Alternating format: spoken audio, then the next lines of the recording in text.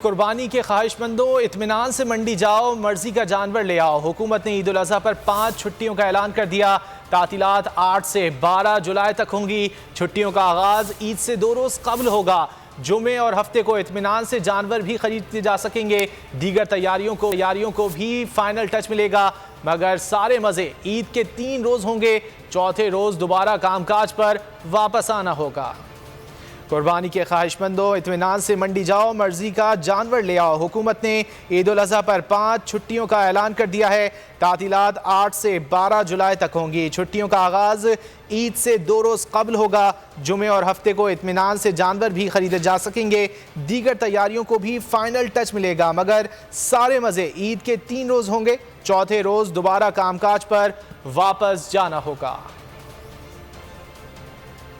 हुकूमत ने ईद उल अज़हा पर 5 छुट्टियों का ऐलान कर दिया है। 8 से 12 जुलाई तक होंगी। छुट्टियों का आगाज ईद से 2 रोज कबल होगा। जुमे और हफ्ते को इत्मीनान से जानवर खरीदे जा सकेंगे। दीगर तैयारियों को भी फाइनल टच दिया जा सकेगा। बात कर लेते हैं सिद्दीक साजिद से। सिद्दीक, बताइएगा, 5 छुट्टियों का ऐलान कर दिया गया हुकूमत की जानिब से।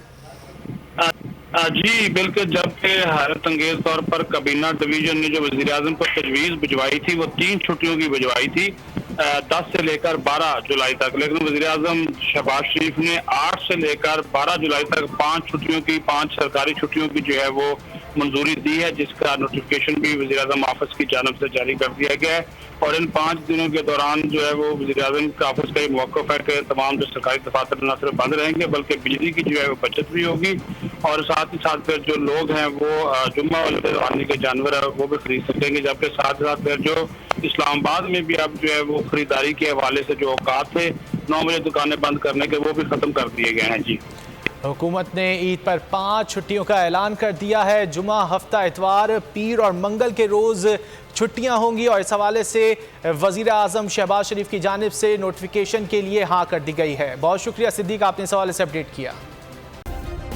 सब्सक्राइब करें और बेल दबाएं ताकि कोई खबर रह न जाए।